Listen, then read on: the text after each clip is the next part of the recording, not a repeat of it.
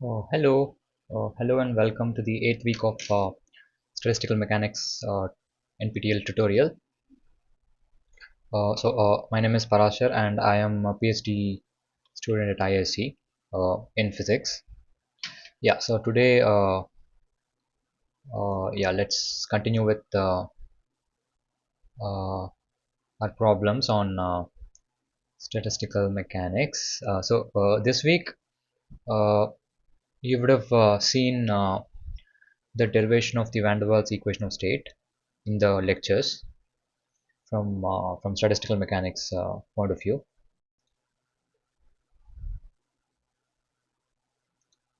Yeah, so this is the van der Waals equation of state.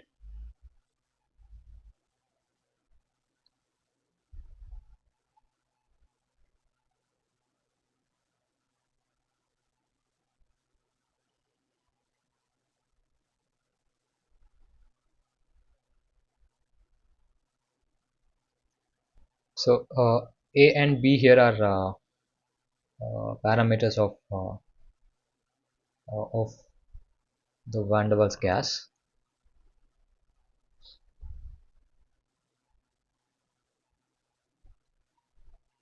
So in these first three problems, we are going to slightly go back to our first 3-4 weeks of doing thermodynamics and explore the consequences of this equation. For example, what are the heat capacities of uh, of this gas satisfying this equation of state, and so on. What are the uh,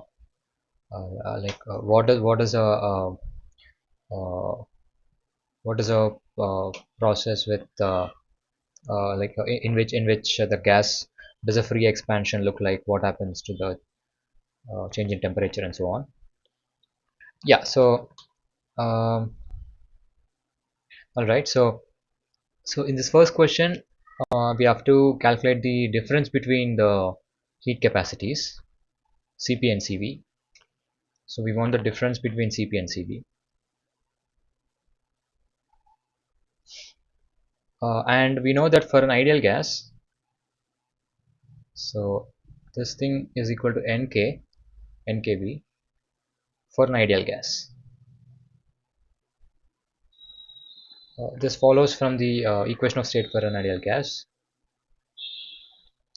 Now we want to see how this will deviate from this nkb when you have the van der Waals equation of state.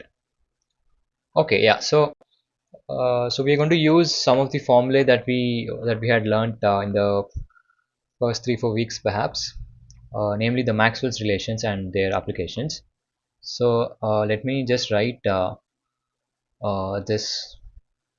these equations, the so-called TDS equations that result from the Maxwell's relation. So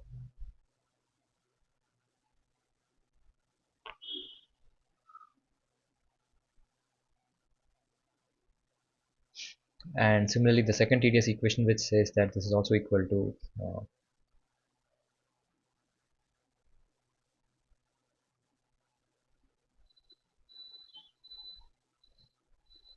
yeah, so it is a standard exercise to equate these two quantities and find what is the difference between Cp and Cv. So the answer will turn out to be this. So Cp minus Cv is going to be minus T dou V by dou T, constant pressure squared, and dou P by dou V at constant temperature. So we'll have to use the van der Waals equation of state to calculate these derivatives. Yeah, so uh, writing the equation again.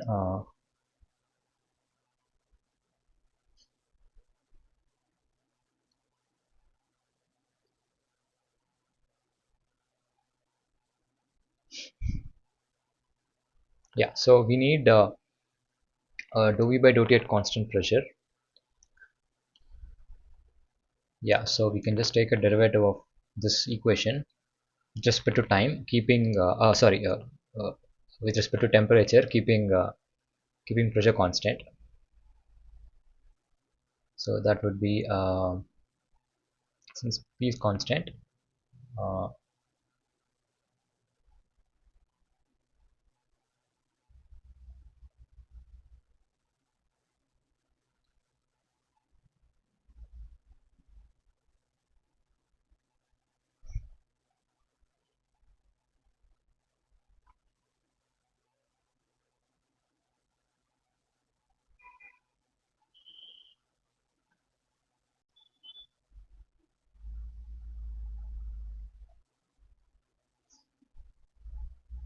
yeah, plus p plus a n square by v square times dou v by dou t at constant pressure. This will be equal to n kb, or we can just calculate this quantity dou v by dou t at constant pressure, and that will be equal to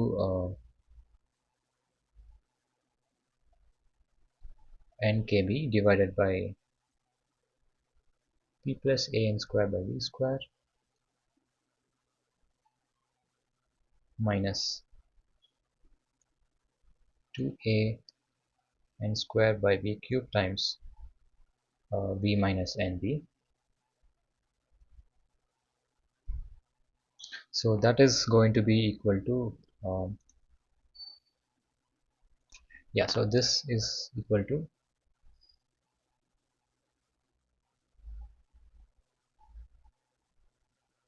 p uh, p minus a n square by v square plus 2a n cube by b cube times b.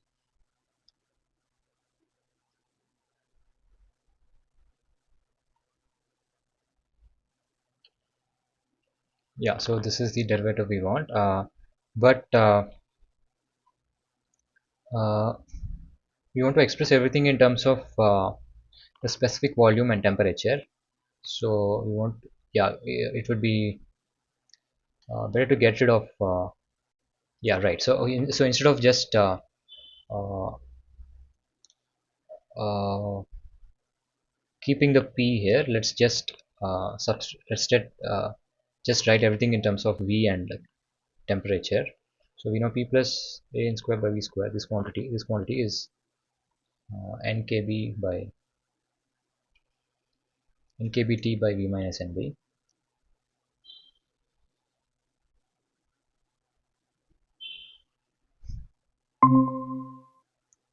So this is the first term, the first quantity we want, and the second derivative we have to take is del p by del v. So let's calculate that. I mean, once again, let's start with this equation of state and take a derivative with respect to volume, uh, keeping the temperature fixed. So the right hand side is going to be 0 for that reason. Um, so p plus a n square by v square times 1 plus the derivative of this quantity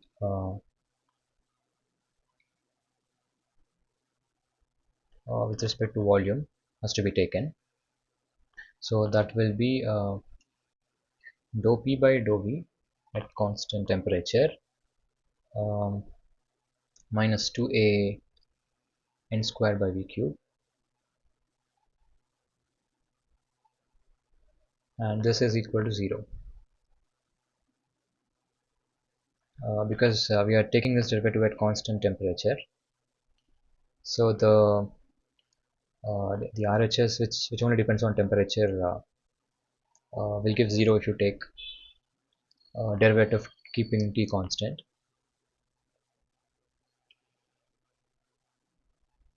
Yeah, all right. So uh, Then let's just express. Okay. uh,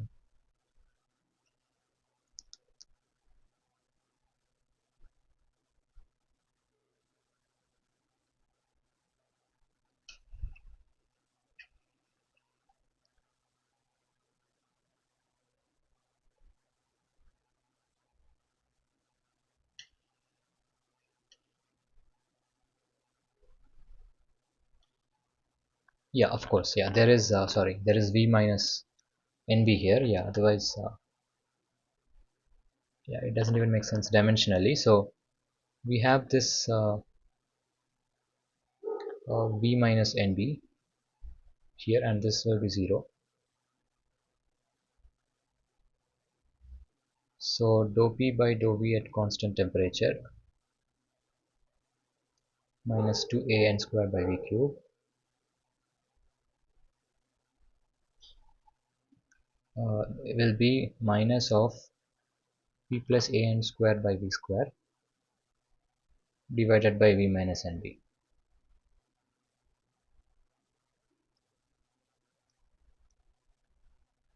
Yeah, so finally dou p by dou v at constant temperature is going to be 2a n squared by v cube plus should I say minus, we can again replace this in terms of v and t. This is going to be nkbt by v minus nb whole squared.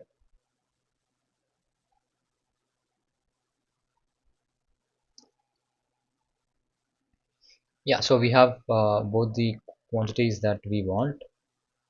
uh, the derivative dou v by dou t at constant pressure, and also dou p by dou v at constant temperature. So we can just substitute both of them in the equation.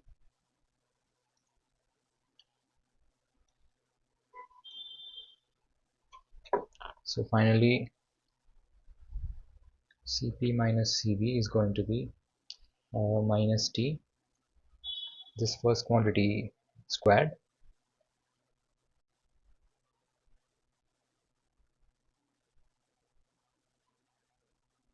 nkb by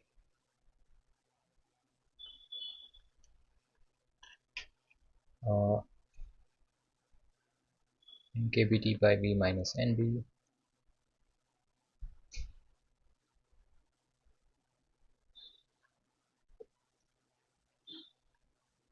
minus 2a n squared by v square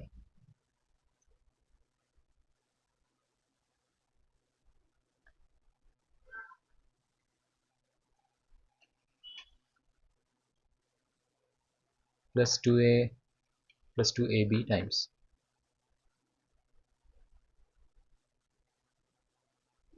yeah, so this quantity squared times this derivative.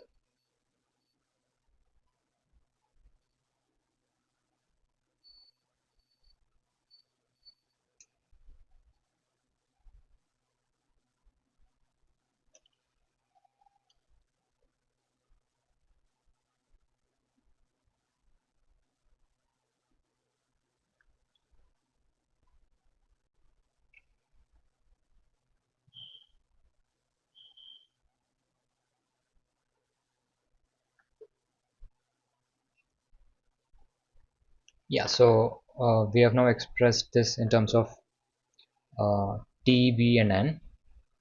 Also, this only depends on the specific volume N by V, uh, and some and a factor of N.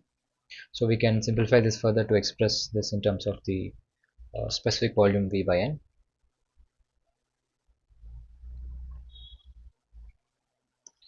Yeah, so uh, yeah, so let's move to the next question, since it is some it is a simplification from here.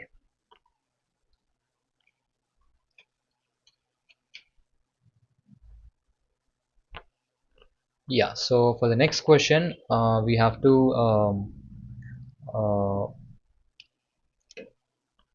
find the equation that is satisfied uh, in an adiabatic process of a van der Waals gas. Yeah, so in this question it is given that the specific heat Cv is a constant. So we have to express uh, the change in entropy ds in terms of Cv. So we have to use some equation like that.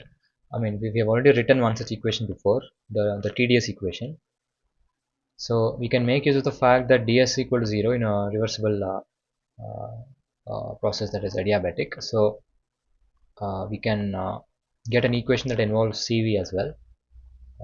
That brings Cv into the mix as well. So let us use this first TDS equation, which says TDS is equal to Cv dt plus T dou P by dou T at constant volume times dV. So in this process, ds is 0 because it is adiabatic.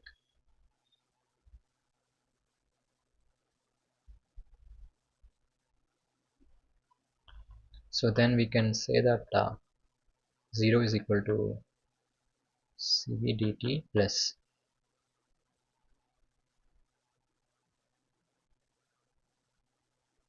so we have to find what kind of curve like represents this process. What remains constant? So what function of T and V remains constant in this process? So for example, we know for an ideal gas, uh, the uh, the the function of T and V that is constant is, I think, TV to the gamma minus 1, where gamma is a ratio of the specific heats. But we have to find uh, what is the analogous uh, function that remains invariant under this process. Okay, so yeah, what we need to calculate is this derivative of P with respect to T at constant volume. So yeah, we have to make use of the equation of state to find this derivative.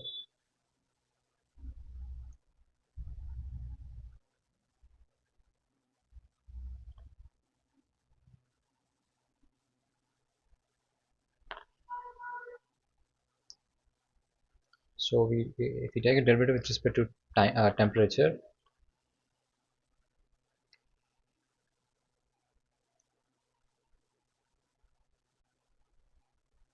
so the second term doesn't I mean the derivative of this term doesn't contribute anything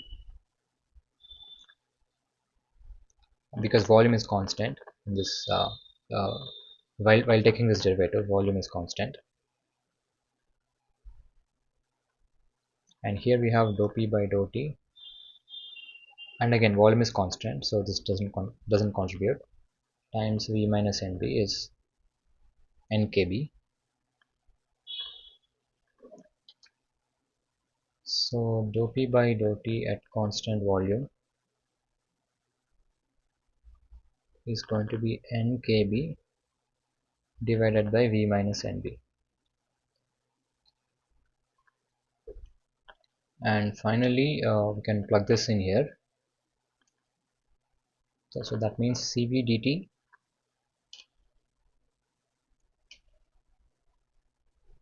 plus T times NKB divided by V minus NB.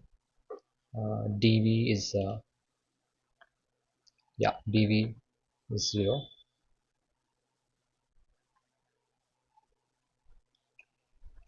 That means dt by T plus uh, plus N kb by Cv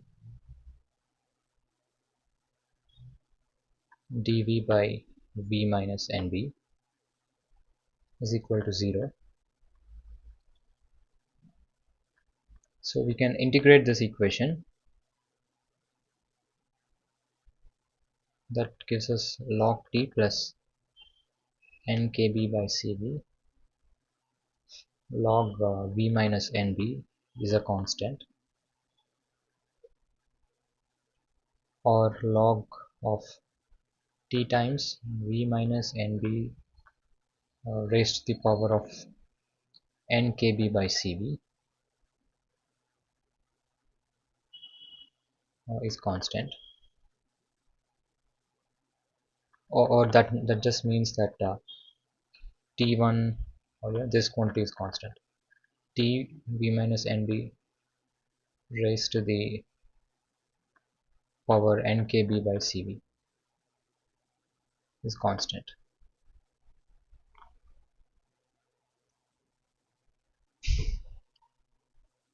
Yeah, so in such a process between two states, two states in equilibrium, uh,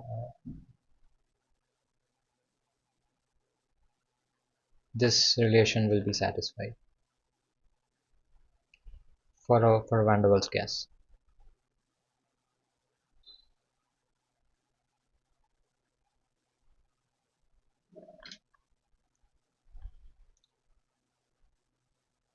Okay, so let us just move to the next question.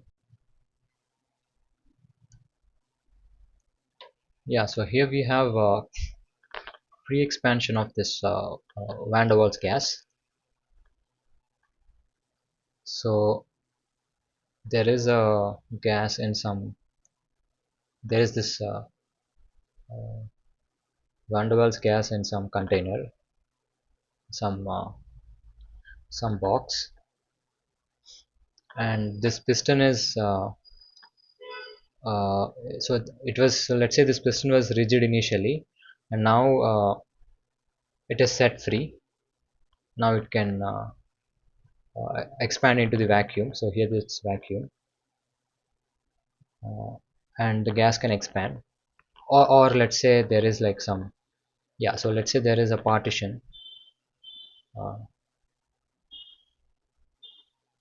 there's a partition which separates one half of the box from the other. uh,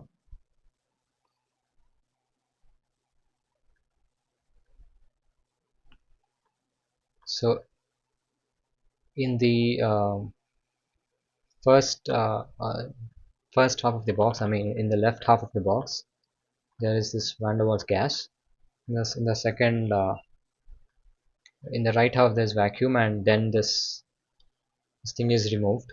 So now the gas will expand freely into the rest of the box. So this is a free expansion, and also this is isolated. This whole container is isolated from from rest of the world. So it cannot exchange any heat with the surroundings. So the the the heat absorbed or released in this process is zero, and the work done is zero because it's a free expansion. So this means that in a free expansion, the internal energy of a gas, the change in internal energy of a gas is zero. Yeah, so the gas goes from some initial state to final state, but the internal energy of the gas should not change. So we discussed qualitatively what will happen to a gas with attractive interactions under free expansion. What will be the sign of the change of temperature? We discussed this qualitatively in one of the previous weeks sessions. So for an ideal gas, uh, delta T is 0. Change in temperature in this process is 0, because the internal energy depends only on the temperature, not on the density. But for a gas with, let's say, a real gas with attractive interactions, between the molecules or atoms.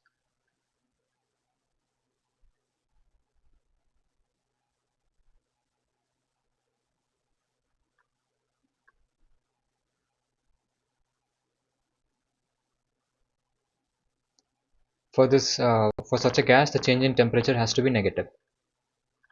The average kinetic energy of the gas molecules must decrease because the average potential energy between the gas molecules, the potential energy that corresponds to the interaction between the gas molecules, that would have increased because of the decrease in density. So the kinetic energy would have to decrease, and we kind of argued that the temperature has to decrease. So so let's see what happens to like this van der Waals gas. So we know that van der Waals gas takes into account some small attractive interaction between the molecules. Yeah, so let's see what we get. Yeah, so this is what we discussed previously. So now let's get back to the this problem. So we try to quantitatively find what this change in temperature is, and see that the change see that the change the sign of the change in temperature is what we expected from that discussion. Yeah, uh, so we need to make use of the fact that delta U in this process is 0, and we can then write delta U as dou U by dou V at constant temperature. Uh, yeah. So du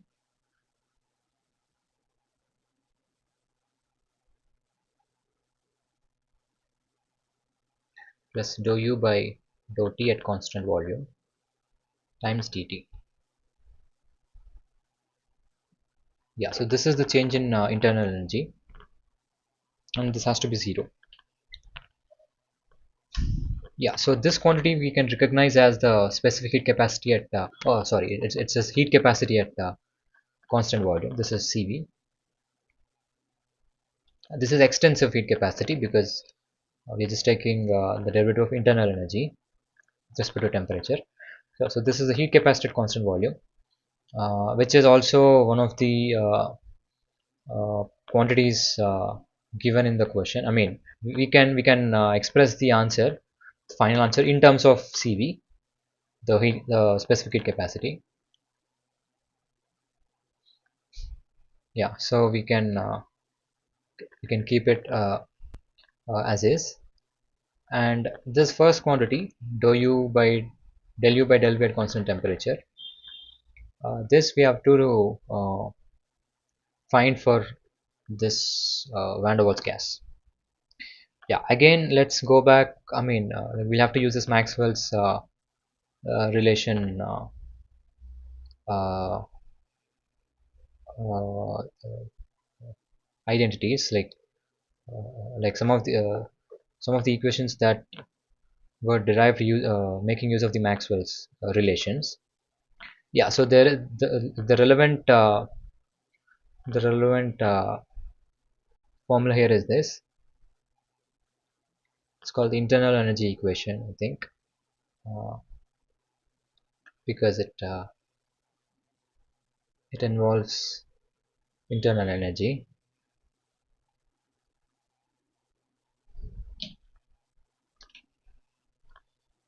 Yeah, so yeah, the beauty of thermodynamics, and the formalism of thermodynamics, and the set of tools we had with Maxwell's relation and all these things, is that we can express something like the internal energy, how the internal energy depends on volume, or basically how the internal energy depends on the density.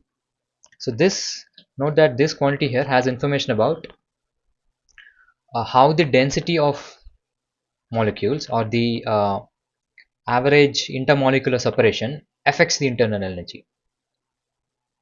So this quantity tells us about the interactions between molecules, because for an ideal gas this is zero. The internal energy doesn't depend on volume or density. uh, yeah, but for a real gas we would expect this to be non-zero, and this is a quantity uh, which has information about the interactions between molecules, like I said.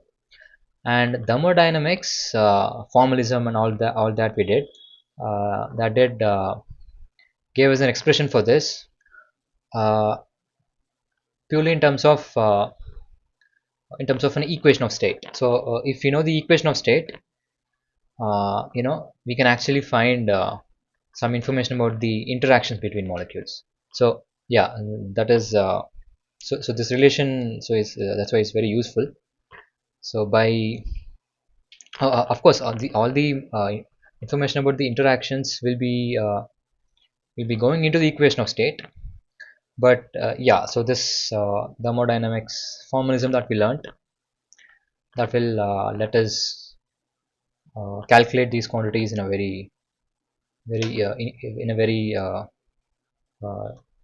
transparent and easy way, once we know the equation of state. Yeah, okay. um, yeah, so this derivative can now be taken. I think we already took this, dou p by dou t at constant volume. Yeah, so this is nkb by v minus nb.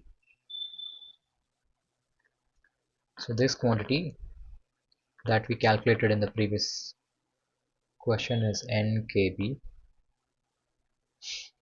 divided by v minus nb. So del u by del v, constant temperature, is going to be nkbt by v minus nb minus p. Yeah, so p sorry, so p is going to be nkbt by v minus nb uh, minus did I get this right?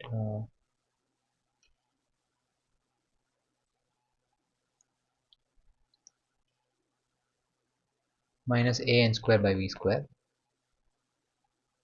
Yeah,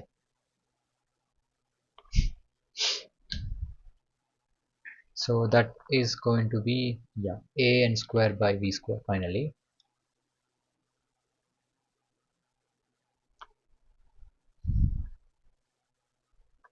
So it is telling us that as you so this quantity is of course positive. uh, yes, yeah, so this is telling us that as you increase volume, as the gas expands, the potential like the internal energy at constant temperature, like if the temperature were constant, that will increase. But now we want the energy to be constant. I mean, the in this process the internal energy must be constant. So that means that the temperature has to decrease to compensate for this. I mean, like the temperature has to remain constant so that uh, uh, like the temperature has to decrease so that the internal energy remains constant. Yeah, so let's just see by putting this in the equation. Yeah, so this is going to be a n square by v square dv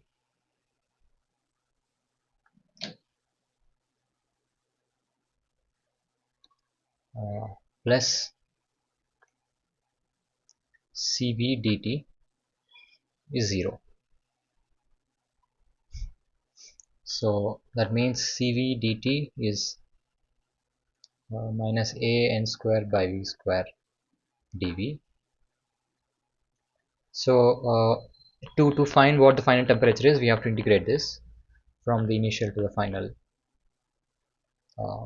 between the initial and final states. So we can, let's say, assume that Cv is a constant, like in the previous question. If we assume that Cv is constant with respect to temperature, it's just a constant. So then this is going to be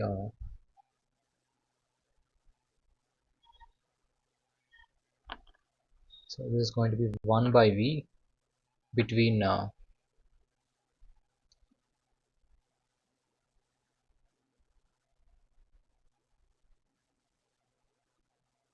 yeah, so that is going to be an square times 1 by V2 minus 1 by V1. So we can see indeed that if the gas expands,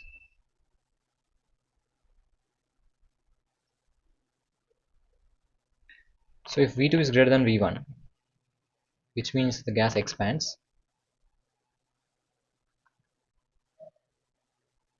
so this free expansion, then T2 minus T1 is negative, or T2 is less than T1.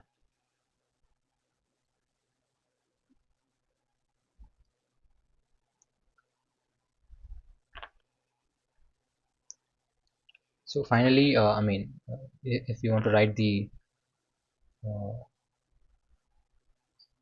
final answer, that is going to be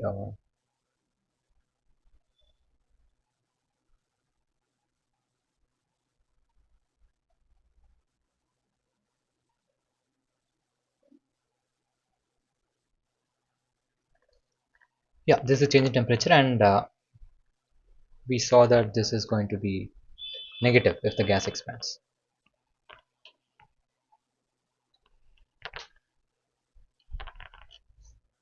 Yeah, okay, so this is what happens in a free expansion of the van der Waals gas. Okay, this would not be required.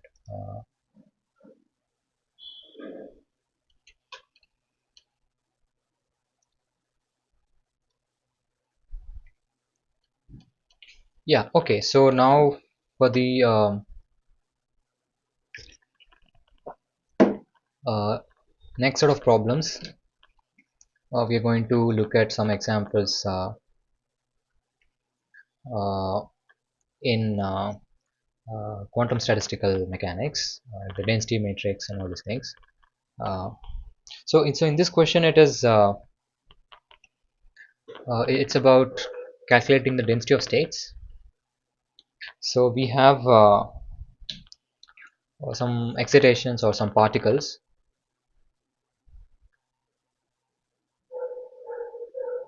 in a system.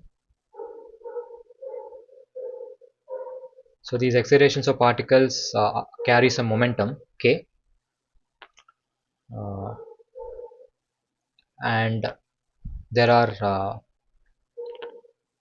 some excitations uh, that are associated with each k value, some general kind of momentum, let's say, and the excitation energy omega, or the energy divided by h bar omega, it goes as mod k raised to the power n. So in for example, for free particles in quantum mechanics, for free particles in non-relativistic quantum mechanics, which is one example you would have come across in the lectures.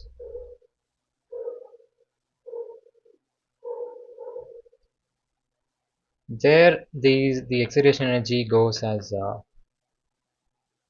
k square. So there it is h bar square mod k square by 2m, where m is the mass of these particles.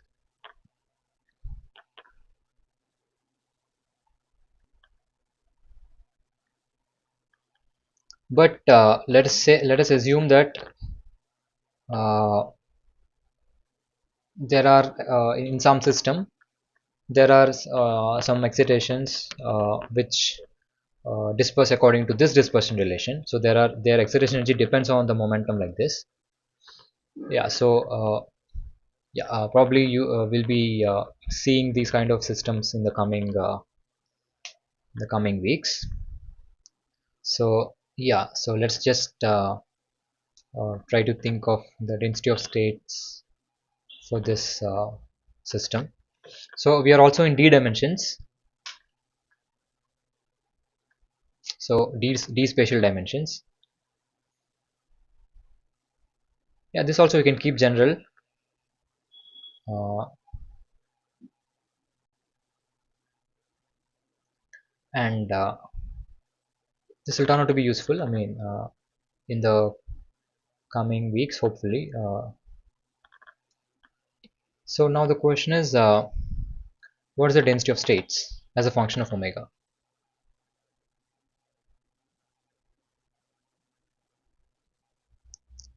So we then first of all have to know what are the allowed wave functions in this system, or what are the eigen wave functions.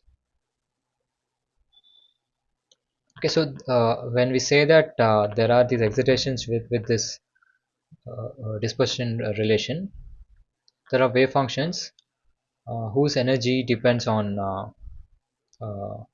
momentum like this. I mean, there are wave functions which are eigen states of the Hamiltonian of the system, and their energy depends on the momentum like this. So let's just assume that like there are these plane wave states.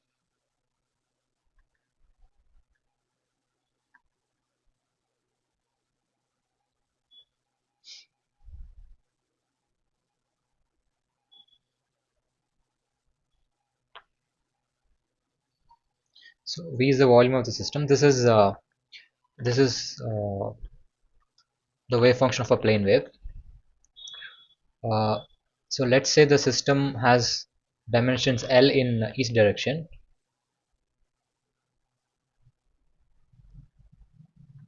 So the volume is L to the D.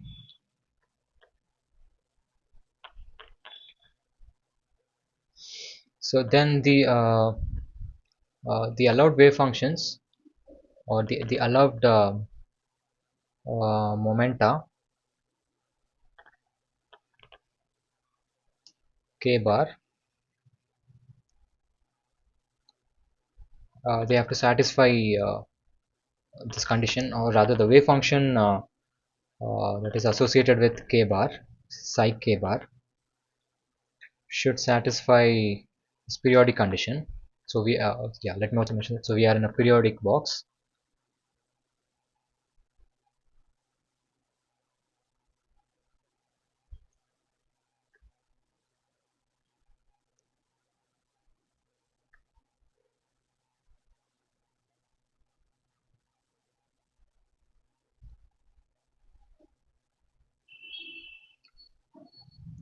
So when we travel L distance in any of the directions, so xi hat are the unit vectors in the d directions.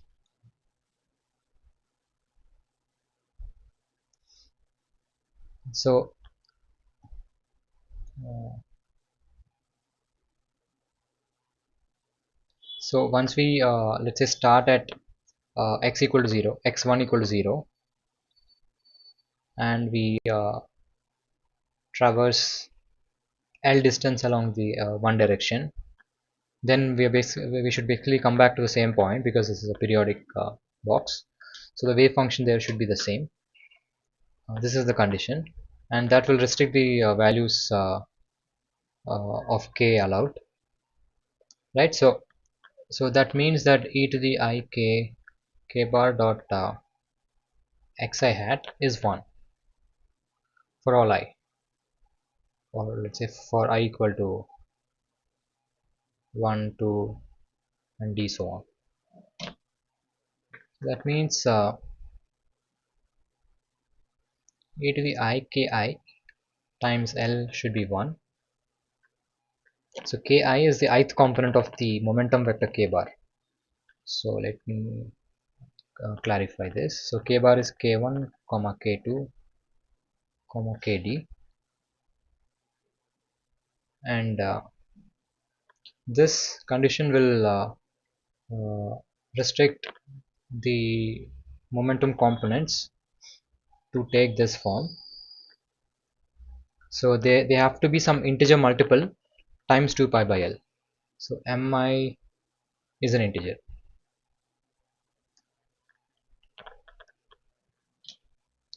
So there are these allowed values of k. Let's say we just look at one axis, just a single line, say ith direction. Then so there are these discretely uh, there are these discrete sort of points allowed. Uh, of course, in a so in the d-dimensional world, this would be a grid. This would be a d by uh, this would be a d-dimensional grid, and uh, the set of allowed momenta would be uh, like this, where each of these m's have to be integers for I is equal to 1 to d. So these are the allowed or these are the eigen wave functions of the Hamiltonian, let's say, and the energy of uh, this wave function, or this eigen function labeled by momentum k bar, is going to be ak to the n, a mod k to the power n.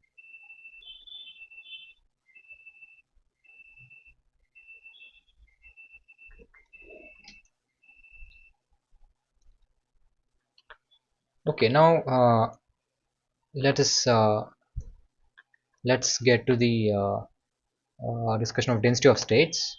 Now that we have discussed the allowed k values. Yeah, so the density of states g of omega, this is defined to be the number of states between energies omega and omega plus d omega,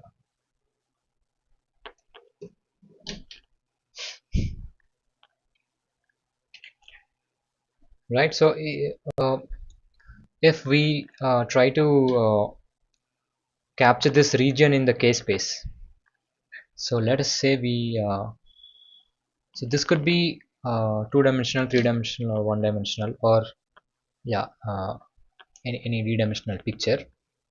uh,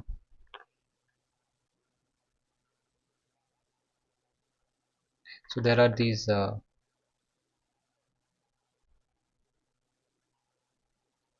yeah yeah, my drawing is very bad, but I hope you get. Okay, let's just stick to the two-dimensional drawing, and that will be clear, hopefully.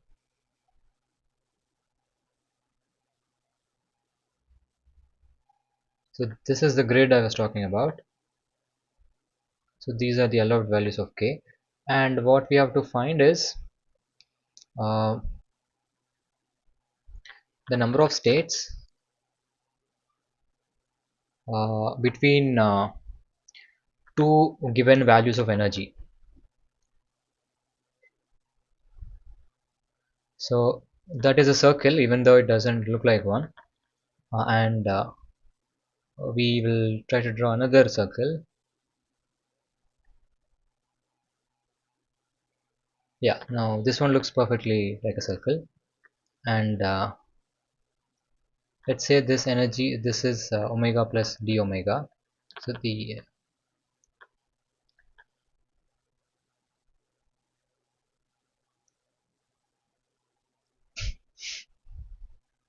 and this inner surface, this corresponds to the surface of constant energy omega,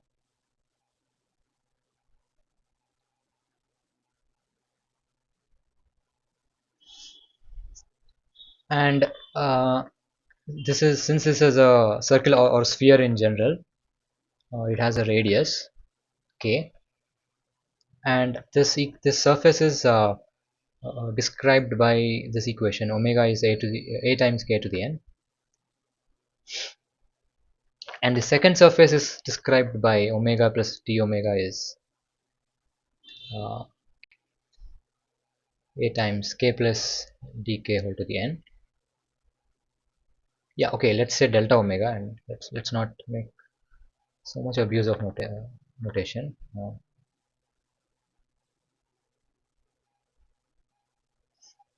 Yeah, now uh, what needs to be found is the number of states between these two surfaces. So we know that the density of points in k space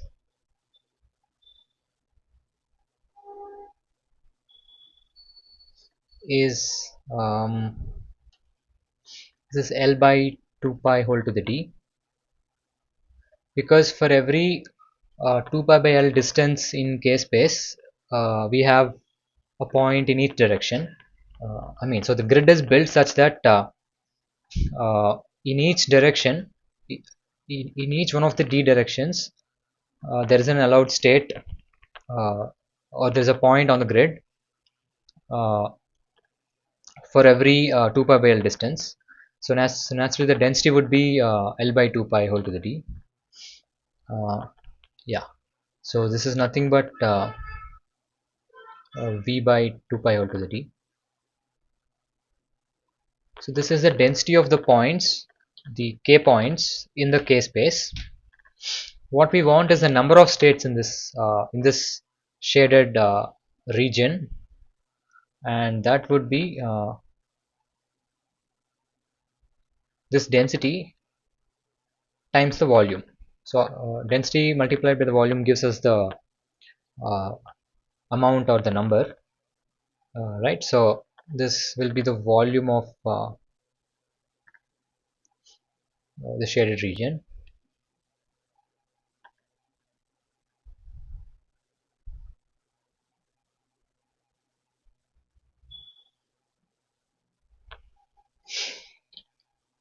And since these look like perfect spheres, we can try to write an expression for the volume of this region between these two spheres. Yeah, so that that volume uh, can be written as a surface area of this sphere. So if this whole thing is in d dimensions, the surface would be a d minus 1 yeah, d minus 1 dimensional sphere times k to the d minus 1 dk, so delta k. So this is surface area of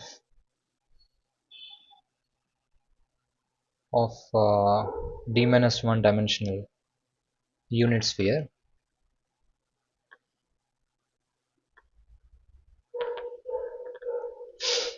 Yeah, so uh, yeah, so we have calculated, or we have gotten one expression for the number of states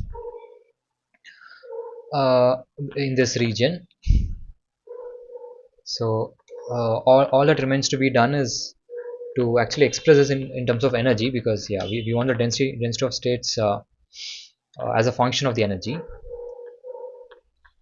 right? So we can then make use of this relation between the radius of the surface and the value of energy for which is a constant energy surface of. So omega is k to the n, so delta omega is going to be uh, Na times k to the n minus 1 delta k. So finally k is omega by a whole to the 1 over n, and delta k is going to be delta omega by Na k to the 1 minus n, which again is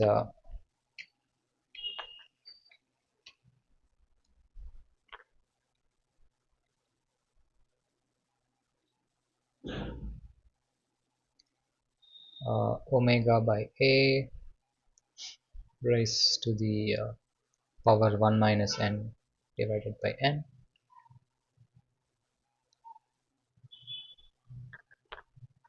So finally putting everything together,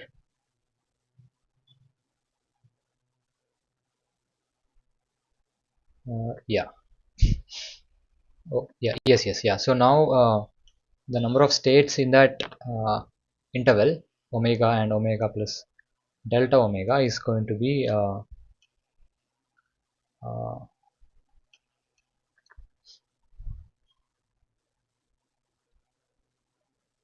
v by 2 pi whole to the d uh,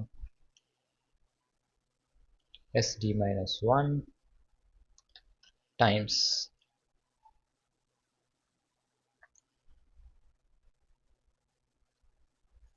here it is omega to the sorry, k to the d minus 1, so omega to the power d minus 1 by n times delta k, which is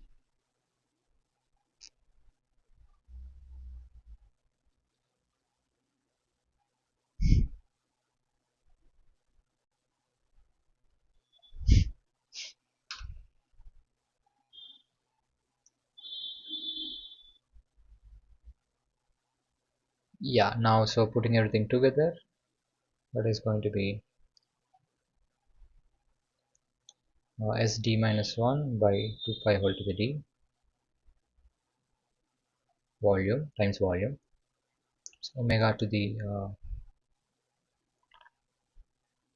d by n minus 1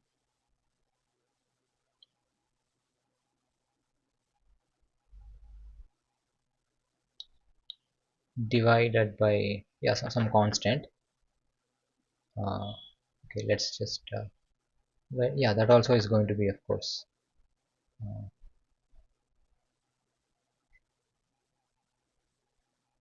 yeah. So this is the number of states in that region, in that window, and by definition this factor here, that is the density of states g of omega.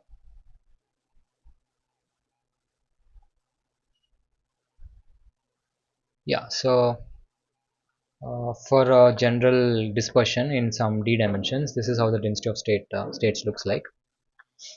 Yeah, I hope I got all the exponents right.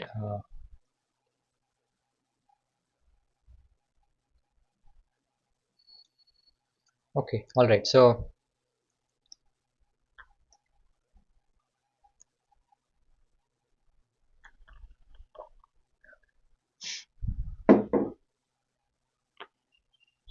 yeah, let's move to the next problem. Yeah, so here we, in this problem, we have a small system, like it's just two atoms, and it's a quantum mechanical system. So there are two atoms, and on each atom, or let's say each atom can be in two states, up or down.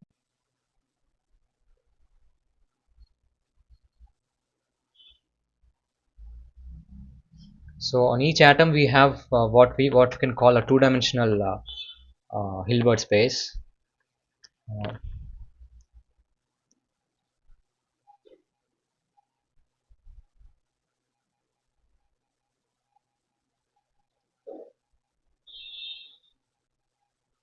and we have two such atoms. So the combined system will be described by four-dimensional Hilbert space, by, let's say, a state in a four-dimensional Hilbert space. this full system of two atoms. It's a four-dimensional Hilbert space.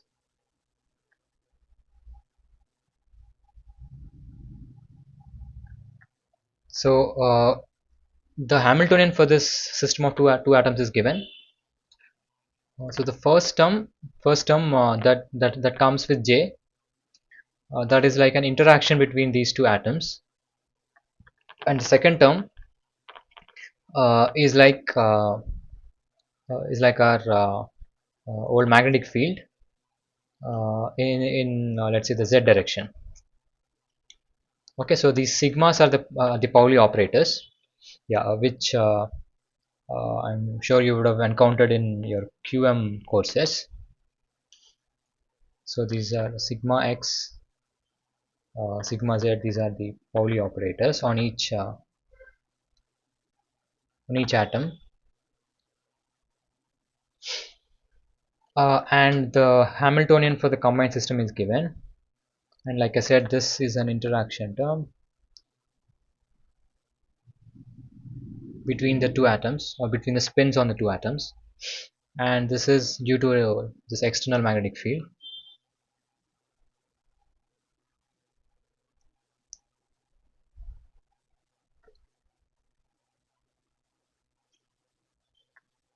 All right, so the problem is to find the density matrix of the system in this given basis. So this is basically a sigma z basis. So uh, like we discussed, each atom can be in up or down states, or you can choose a basis uh, that is like up and down at each atom. So for the full system, the uh, like a basis for the full system is this: up, up, up, down, down, up, and down, down.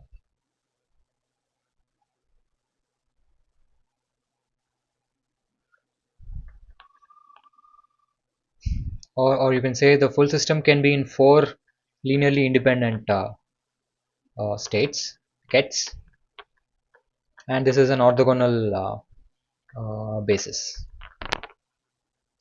Okay, so we have to find the density matrix in this basis. So the density matrix is 1 by z e to the minus beta h, where z is trace of e to the minus beta h.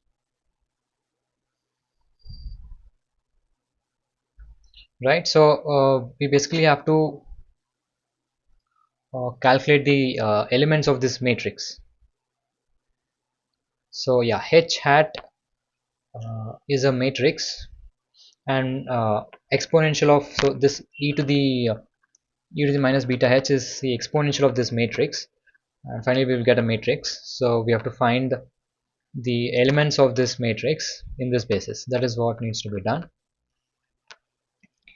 Yeah, so how do we take an exponential of a matrix? Yeah, so first of all, I mean, let's just try to write the Hamiltonian in this basis. So in this same basis, in this order, so you know this sigma x, that will send up up to down down. So that is going to be minus j, and uh, so this up up will have a sigma z total value of 2. So each of the sigma z's will act on this up up get to give 2.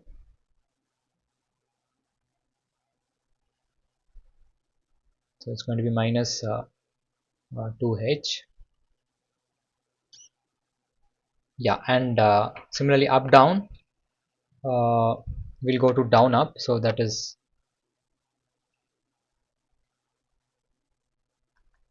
and the second term acts on this to give 0, because both of these spins are in opposite direction. So sigma z1 plus sigma z2 acts on this to give 0.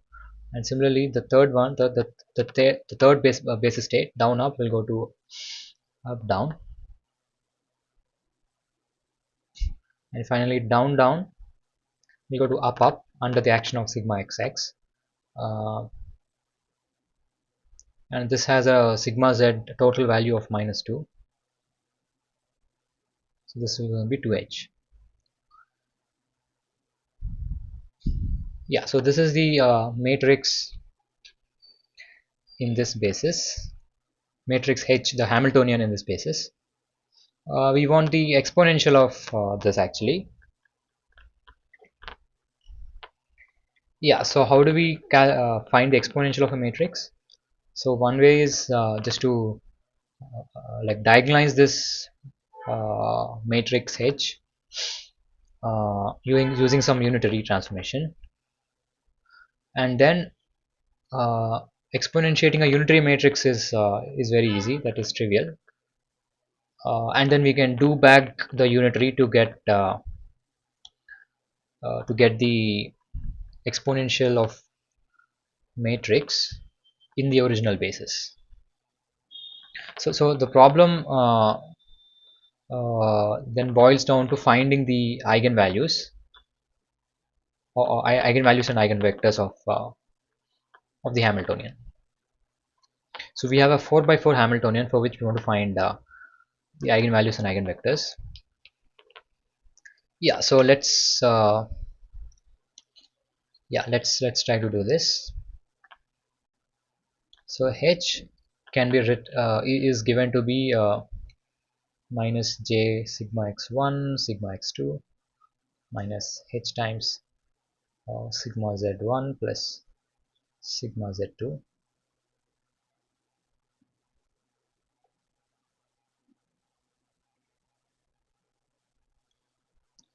Yeah, so we can use this trick. I mean, we need not actually uh,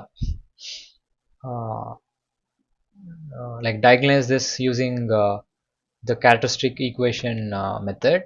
So we can use some tricks to diagonalize this actually. At least first of all to find the eigenvalues. So the trick is just squaring this operator. So h square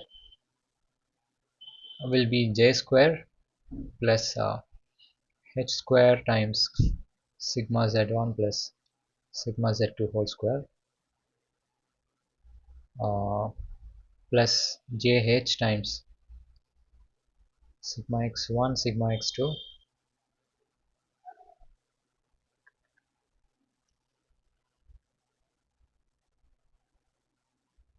times sigma z1 plus sigma z2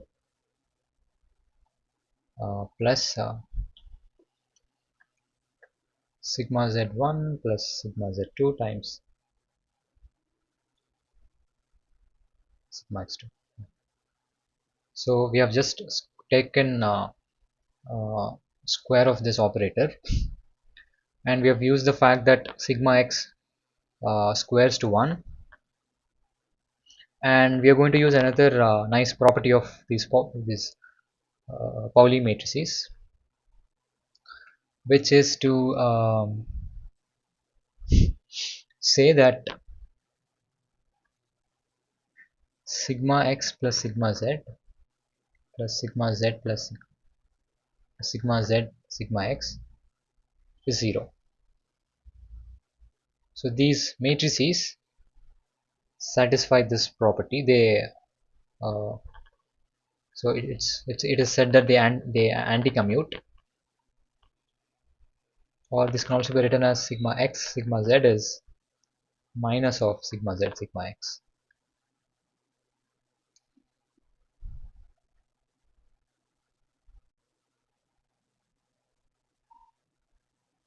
Yeah, so we can make use of this property to see that this term here is actually 0. So all this uh, let me say that,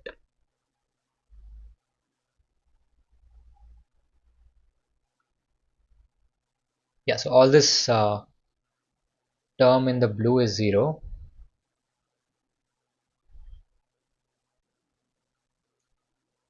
Okay, yeah, yeah, so this is all 0 because of this property.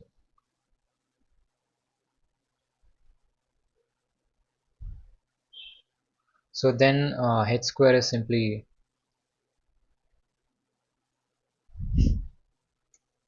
j square plus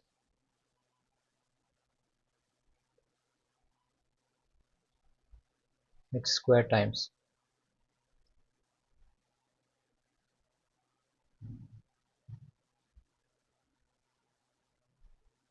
Yeah, so we have squared the Hamiltonian and got a somewhat simplified expression. Uh, so now we can think of various subspaces in this Hilbert space, various sectors. So if sigma z1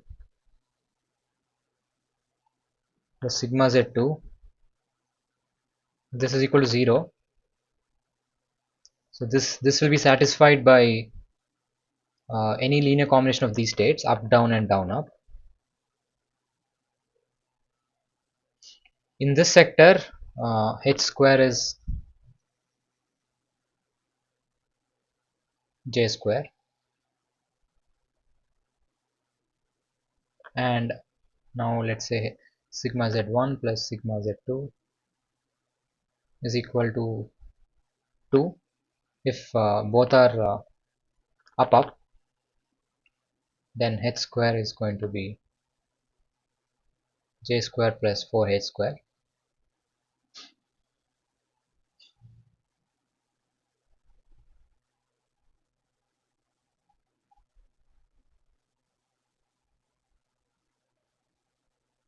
And similarly, if sigma z1 plus sigma z2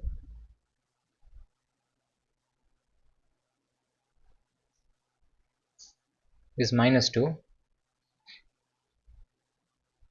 then we have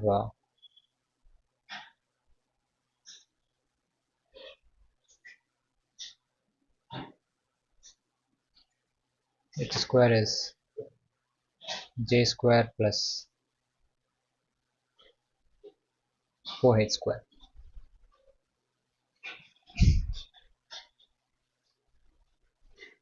Yeah, so this will tell us, this will give us some hint as to which sectors we want to look at the Hamiltonian in. So we can look at this, we can look at the Hamiltonian matrix in this subspace spanned by up down and down up. Okay, and if you go back and look at this actually, uh, this is that sector, up down and down up. It does not leave this sector, and similarly the sector spanned by uh, up and down, that is another sector. So let us actually write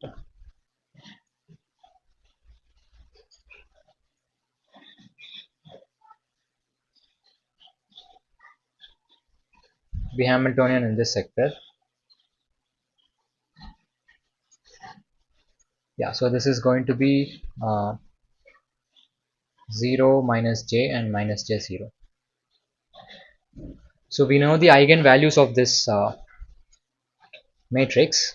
So these eigenvalues are plus or minus 1. Uh, so in this case, eigenvalues would be plus or minus j. And the eigenstates, this is like a sigma x operator in this sector, in this basis. Uh, and eigenvectors will be up down plus down up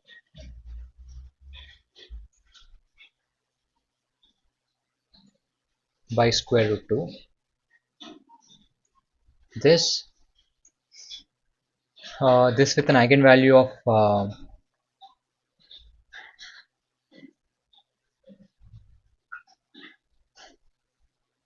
of minus j. So this looks like minus j times x, where x is like like a sigma x Pauli matrix or Pauli operator in this base, in this sector, in this two-dimensional subspace. Yeah, so this energy will be minus j. and similarly you have up down minus down up, this with an eigenvalue of plus j. And similarly we can look at the other sector for which the h square value is j square plus 4h square. Now concentrate on this sector, up up and down down.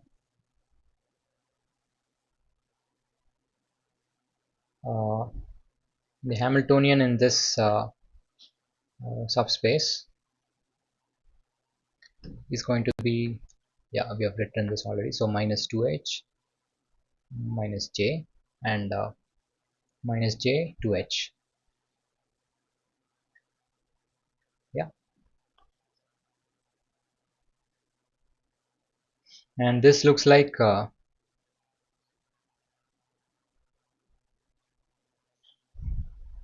minus 2h times some z sigma z minus j times h j times x sigma x. So we know this eigenvalues should be uh,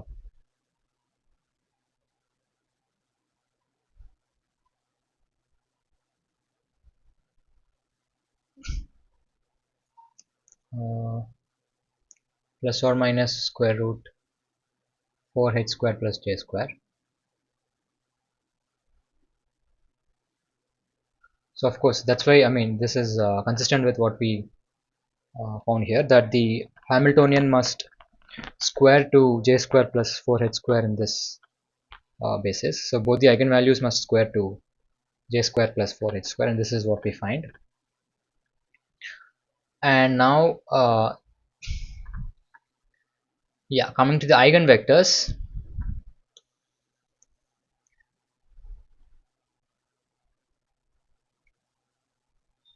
Yeah, so we have to diagonalize this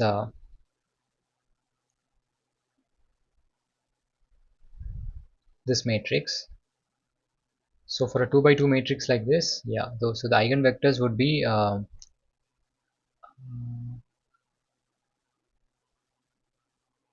yeah, so here the coefficient of sigma y is 0.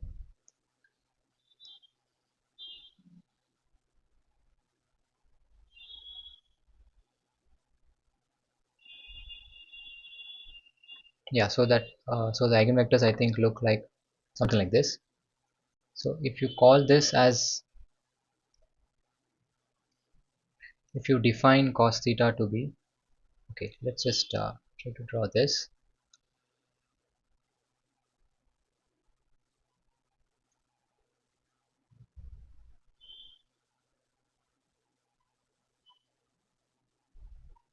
Yeah, it's in some direction like this. uh, so if this angle is theta, then the eigenvectors would be cos theta uh,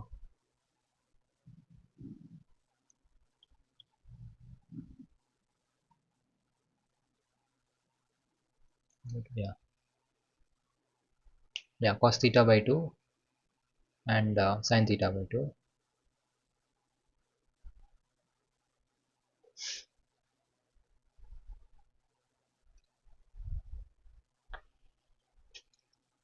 This will have eigenvalue of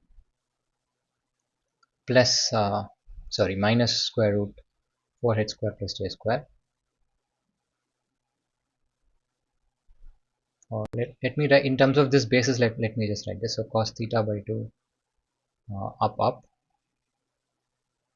plus sin theta by 2 down down with this energy eigenvalue. And similarly uh, cos theta by 2 up up, sorry, sin theta by 2 up up minus cos theta by 2 down down So these are both these eigenvectors are orthogonal. So this has eigenvalue plus whole square plus j square.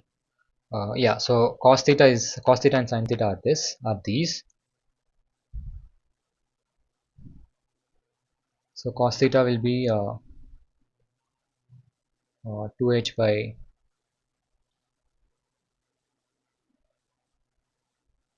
so we are just making use of the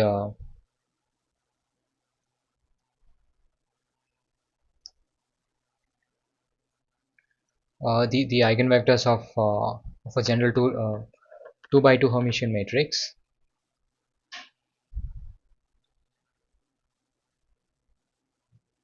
So we now know all the four eigenvectors of the original Hamiltonian, or maybe I should write this as 3 and 4 and those as 1 and 2.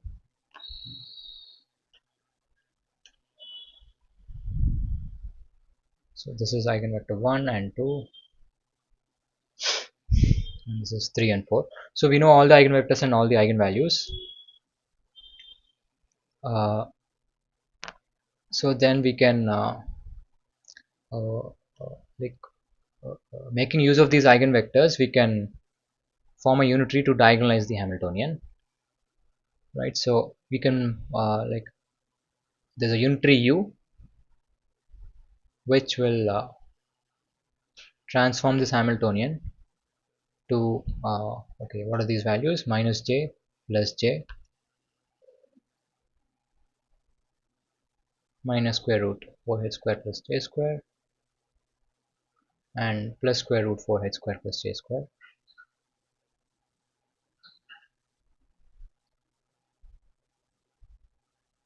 So and this is a diagonal matrix importantly. So all these elements which are not on the diagonal, they are 0. So this is a diagonal matrix, and we want uh, exponential of beta h or exponential of minus beta h. So what we can do is we can apply this unitary on exponential of minus beta h.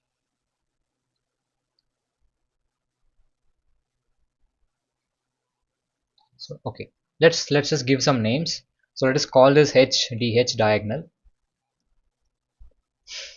All right, so we know that exponential of minus beta h diagonal is just going to be because this hd is a diagonal matrix, it's just going to be the diagonal of these elements, e to the beta j, e to the minus beta j, and so on.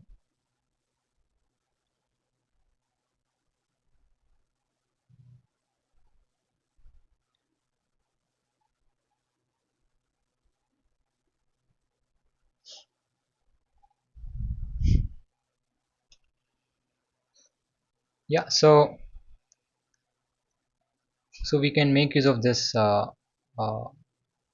unitary transformation between hd and h. So hd is u dagger,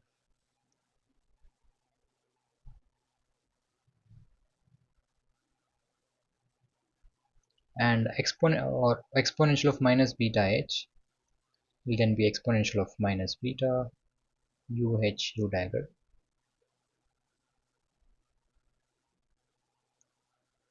Now this when we take an exponential of such a quantity, so yeah, so if you remember the definition of exponential, e to the a is sum over m 0 to infinity a to the m by m factorial. So e to the u dagger is going to be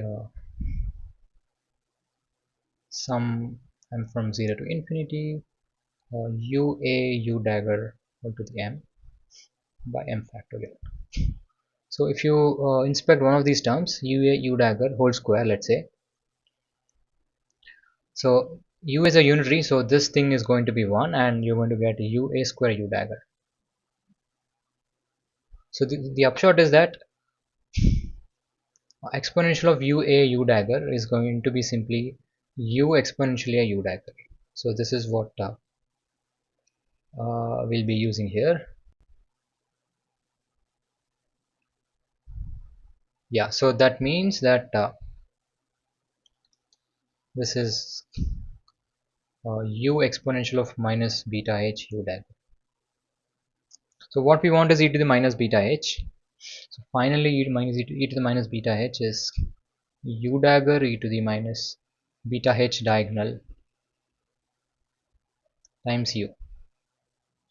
So we know this is a diagonal matrix that we wrote here down, uh, and u is we also know u because u is the unitary that diagonalizes this Hamiltonian, and u can be formed from these eigenvectors that we wrote down. So u is formed from the eigenvectors,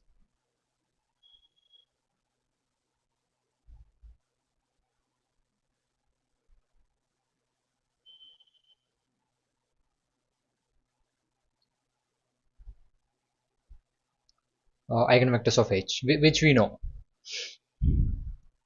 So the columns of u would be the eigenvectors of h, I think. Yeah, and finally we just have to do matrix multiplication of these three matrices one after another to get the exponential of minus beta h. Uh, yeah, so we just so to summarize, we just uh, found the eigenvalues and eigenvectors of a four-dimensional matrix and just made use of the structure that there is a subspace, there is a two-dimensional subspace that is invariant, and another two-dimensional subspace that is orthogonal to it, which is also invariant. Uh, so we ended up just diagonalizing two by two matrices instead. So that simplified things a bit, but it's a so what we did here is diagonalize the matrix and found the eigenvectors and eigenvalues and constructed a unitary to diagonalize this matrix, and we then did redo the unitary uh, after taking the exponential, because taking exponential of a diagonal matrix is trivial. We did, did this whole process of diagonalizing. Yeah, so I mean this is not how one generally uh, tries to find the partition function of some statistical mechanic system, but yeah, so it's just like a simple toy problem with just two atoms. So we could just directly like brute force uh, diagonalize the matrix and find the partition function. Uh, okay. All right. Okay. Yes. There's still. Oh, yeah. As I say, uh, there is still the partition function we have to write down. So the partition function is much simpler actually. I mean we don't need the eigenvectors. We just needed the eigenvalues which we found here. So the partition function is trace of e to the minus beta h, or this is just the trace of this matrix e to the minus beta h diagonal. Uh,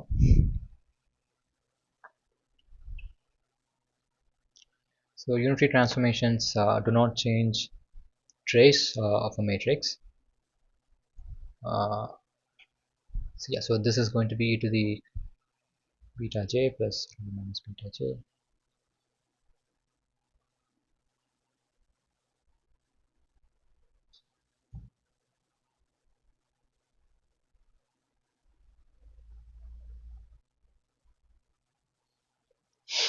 All right, so this is a partition function, and the density matrix uh, can be calculated like this. Yeah, let's move on to the next question.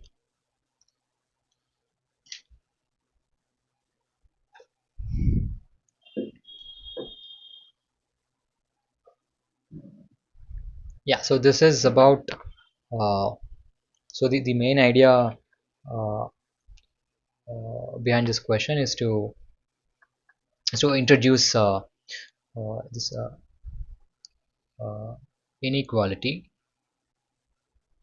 Some it's an important inequality that appears in probability theory. I mean, in the theory of probability distribution, when we take uh, mean values. So this is inequality. The inequality is the following. So let's say you have oh, I think it's called the Jensen's or Jensen's inequality.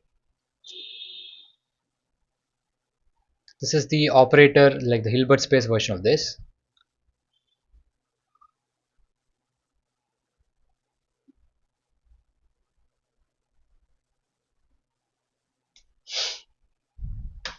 So let's say you have a state psi, some ket psi in a Hilbert space, and a Hermitian operator A.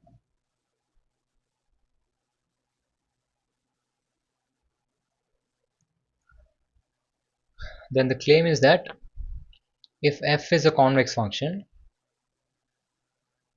we'll come to uh, what is the definition of a convex function. We'll come to the definition of a convex function.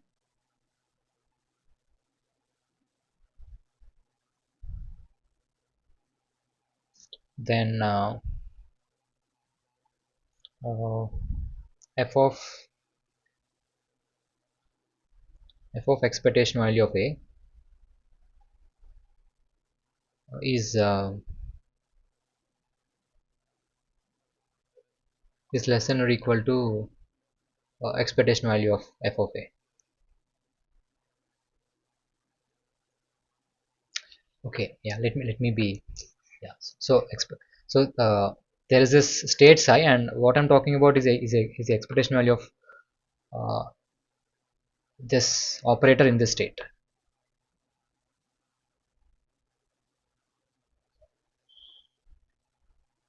Yeah.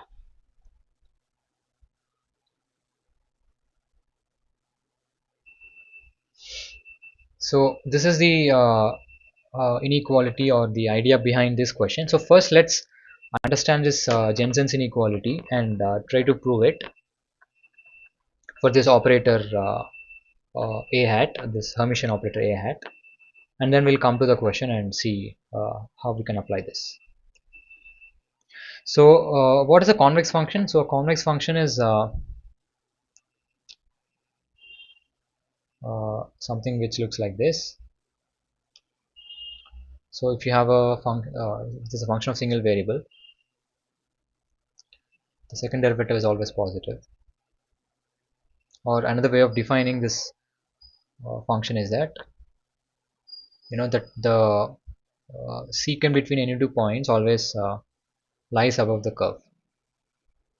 Yeah. So there's this curve which corresponds to the function f of x. You pick any 2 points in the curve and join these points. That is a secant, and that always lies above the curve. That is the definition of a convex function. Or you can state this mathematically as follows. I mean, in terms of the function's arguments. Uh, so if you take two numbers a and b, and you take any linear combination of a and b, or you take any point in between these 2 points a and b. So let's say c is okay. Let me say x1 and x2, and you take let's say y is c1 x1 plus c2 x2, such that c1 plus c2 is equal to 1. So then this y is guaranteed to lie between x1 and x2, right? So this is y. Then the statement is that when you go and look at this point y, when the value of x coordinate is okay, when the value of x coordinate is c1 x1 plus c2 x2. Let me just call this p or something. Yeah, p. Yeah, so when the value of x coordinate is p, uh, then the the point on the curve has a y coordinate f of p of c1 x1 plus c2 x2. So this lies below secant. This lies below the straight line joining a and b, means that this has to be less than or equal to uh, equal to this point on the line, which is whose y coordinate is c1 f of x1 plus c2 f of x2. So this is the definition of a convex function. So it can be easily shown that, let's say you have some n numbers, uh, c1, c2 and cn, such that sum over I ci is 1, and then convex function property is this f of sum over I ci xi. So the function value evaluated at this point is less than or equal to sum over is equal to the function values at these xi weighted by these constant ci's. So this is a property satisfied by any convex function f.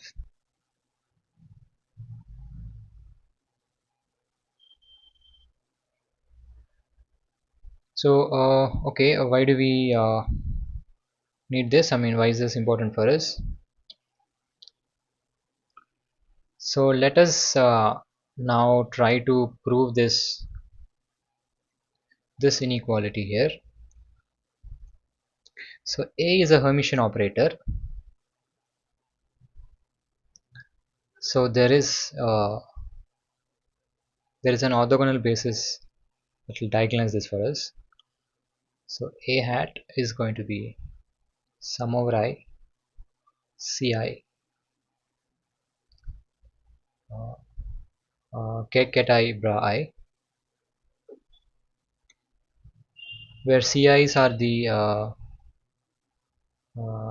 eigenvalues. Okay, maybe I can use yeah, alpha I. Well, let me just use ai. Yeah, ai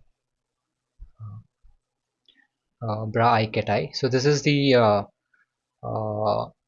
this is a basis in which a is diagonal. So we can always find such a basis which is orthogonal.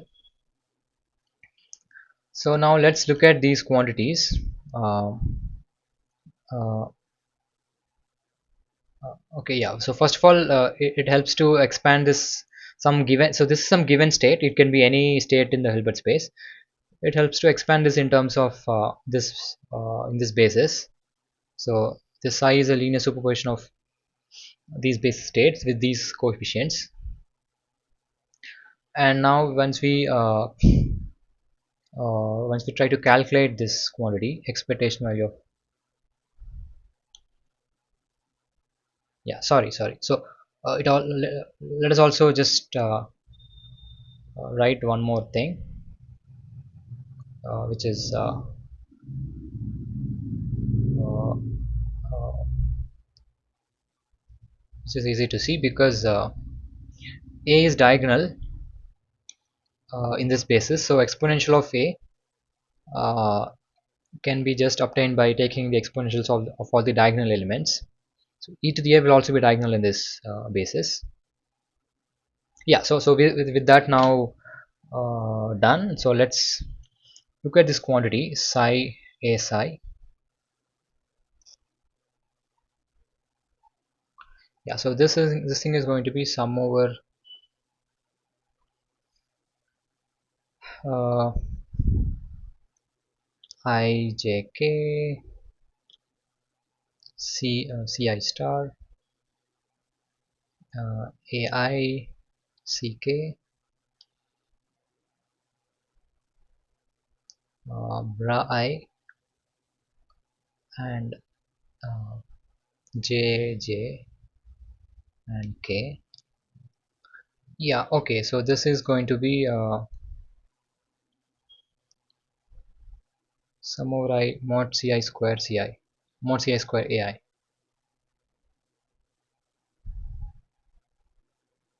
So now we can apply the property of convex function to this.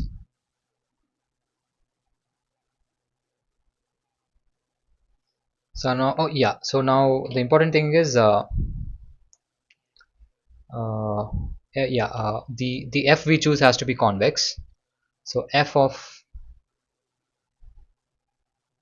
psi a psi is then less than or equal to. So notice that all these mod ca square will sum to 1 because the state has to be normalized. So that means that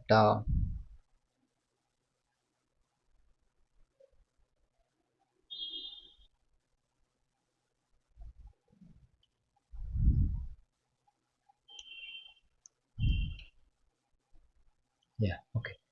Uh,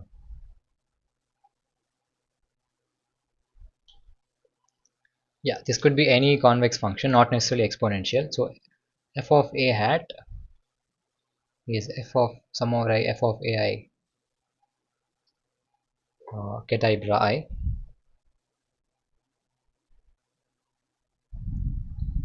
Yeah, so the right hand side here is that is nothing but expectation value uh, of psi uh, with respect to this operator. Yeah, so there we have it. So we have this relation that if you have a convex function uh, f and some any state psi in the Hilbert space in the complex the vector space and Hermitian operator A, then f of expectation value of this operator in the state will be less than or equal to the expectation value of f of this operator. So in particular we are going to use this for apply this when f of x is the exponential function, f is the exponential function.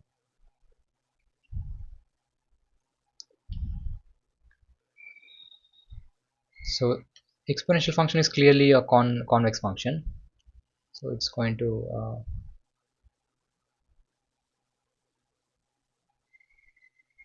so yeah, it looks like this. So this is a convex function and we can apply this inequality here. That means exponential of psi a psi is less than or equal to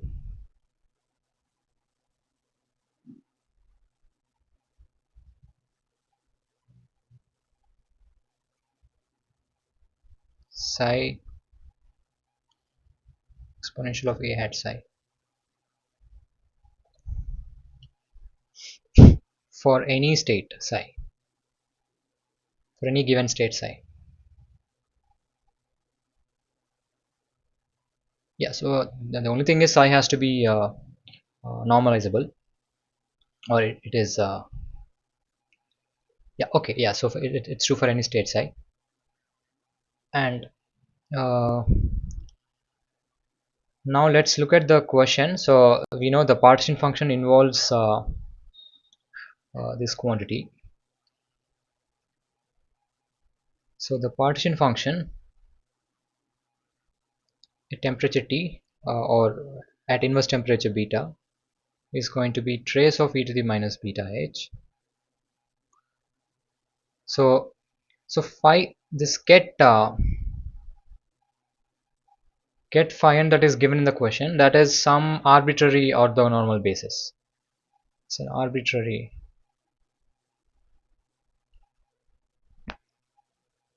orthonormal basis. So it need not be the eigen basis of the Hamiltonian H.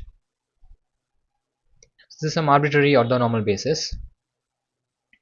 So of course you can write the trace using any basis uh, as the sum of diagonal elements,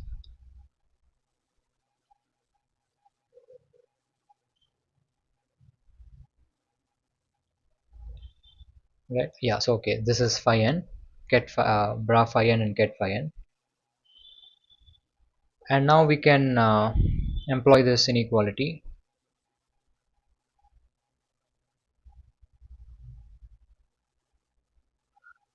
Yeah, so what we have here is the right hand side of what we derived above.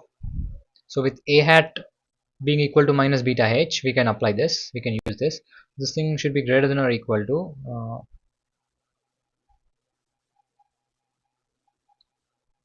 so for each n we can use this exponential of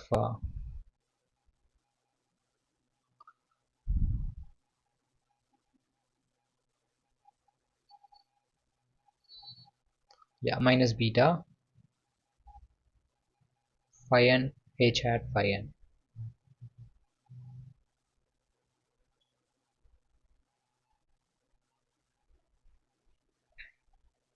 Yeah, so the partition function should satisfy this inequality. So of course, if the basis phi n is diagonal, sorry, uh, if the Hamiltonian h is diagonal in this basis phi n, then this inequality will become a strict equality. Then we can write the partition function like this. But if it is some general basis, general orthonormal basis phi n, then there is this inequality. So the partition function should be greater than that. So you will so this is related to the variational uh, technique. So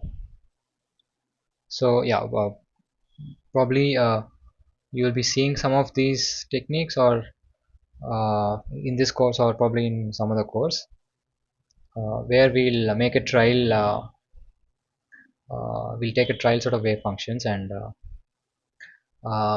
then uh, we can bound the partition function using some trial basis like this. So we don't like so we generally do not know the basis in which Hamiltonian is diagonal. I mean, we cannot in general exactly solve for these eigenvectors in general. So so one of the tricks, one of the methods is to use some trial basis and get a bound for the partition function and uh, consequently for the free energy. So these are related to the variational methods. Yeah, so yeah, anyway, so this is the mathematical basis behind that. The basis is that if you choose if you choose some general basis, then the partition function will satisfy this inequality. Yeah, okay, so this might be useful to understand some of the uh, methods with which we approximate uh, partition functions. Okay, so yeah, so that's all I have for today. uh, yeah, so let's stop for today and see you next week.